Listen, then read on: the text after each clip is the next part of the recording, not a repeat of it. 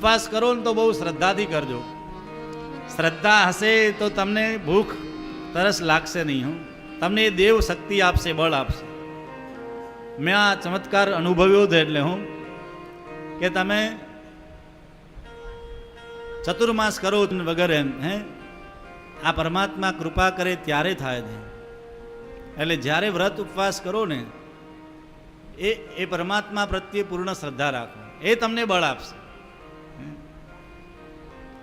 એટલે કથાની અંદર ભોજનનો નિયમ એટલે બનાવ્યો કે તમે વધારે ભોજન થઈ જાય તો આળસ થઈ જાય. હવે ઈડલી વધારે ખવાઈ જાય એટલે જેવા કથામાં આવો એટલે તમને ઊંઘ ચડે.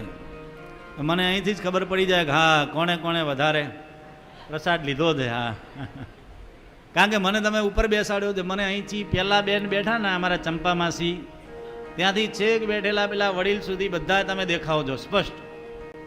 એટલે મને કોણ ઊંઘે છે, કોણ શ્રદ્ધાથી કથા સાંભળે છે, કોણ વાતો કરે છે, બધું અહીંથી દેખાય. એટલે ગીતાજીમાં પણ ભગવાને એવું કહ્યું છે કે ઓછું ભોજન લેનારો, એટલે ઓછું એટલે એકદમ નહીં, માપનું ખાનારો, વધારે નહીં ઓછું નહીં. આ બાબુ કાકા કેવા ફિટ છે. આમ વિદેશના લોકો બહુ એલર્ટ રહે બોડી માટે. આટલી ઉંમરે કેવા ફિટ છે, આમ સુસ્તીવાળા. સૌથી પહેલાં ટ્રાવેલ્સમાં પહોંચી ગયા અને સવારમાં બધું સાફ સફાઈની વ્યવસ્થા અને બધું એક. એટલે એમની એ સિસ્ટમ કેટલી સારી એમ. એટલી આપણા શરીર માટે તમે વધારે ખાઈ લો તો તમને આળસ થાય. ઓછું ખાઓ તો પાછું ક્યારે મહારાજ જલ્દી કથા પૂરી કરે, ક્યારે થાળ આવે ત્યાં ધ્યાન રહે. આપનું સારું. હા, યુક્ત આહાર વિહારસ્ય, માપનું ભોજન લેવું જેનાથી શરીરને જરૂર પડે. આપણે ત્યાં તો એવી કહેવત પણ છે ને કે જીવવા માટે ખાઓ છો. હા, એ તો તમે સમજી ગયા બધા. હા, એટલે ભોજનની વ્યવસ્થા એટલા માટે કરી છે કે માપની. જો કે આપણે એ લોકો અમારા રોહિતભાઈ અને રસોઈયા શું નાખે છે, કંઈ આ ભગવાનનો પ્રસાદનો કંઈક મહિમા વધી જાય છે, મર્યાદા રહેતી જ નથી પાછી.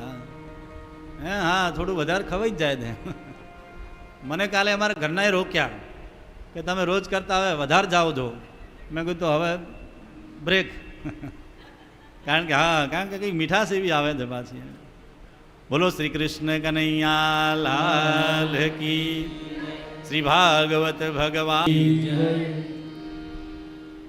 જે ભાગવતનો નિયમથી કોઈની નિંદા ન કરવી, બને ત્યાં સુધી કામ ક્રોધ ન કરવો, વ્યવસ્થિત જે મળ્યું હોય, જે સ્થાન મળ્યું, જે જગ્યા મળી, જે મળ્યું હોય, વધારે ભોગવવાથી ભજનમાં મન નહીં લાગે. જે વ્યવસ્થા મળી છે સારી જ મળી છે એમ સમજી અને આ 7 દિવસ ભગવાનનું ભજનમાં જ મન લગાવીએ તો આ સપ્તાહ યજ્ઞ આપણા માટે સાર્થક બને છે.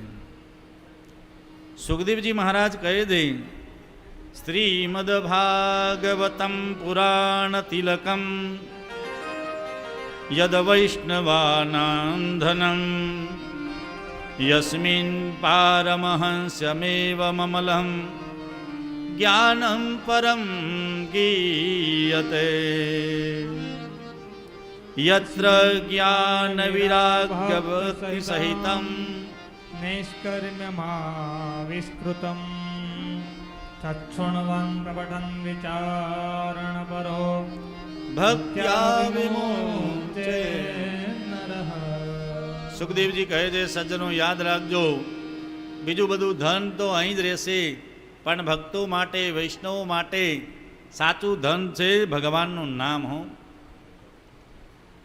કારણ કે આ બધું ધન અહીં વ્યવહારમાં ચાલશે, સમાજમાં ચાલશે, એમ પણ ભગવાનના ધામમાં જશો ને ત્યારે ભગવાનનું નામનું નાણું ચાલશે. બીજું નાણું ચાલશે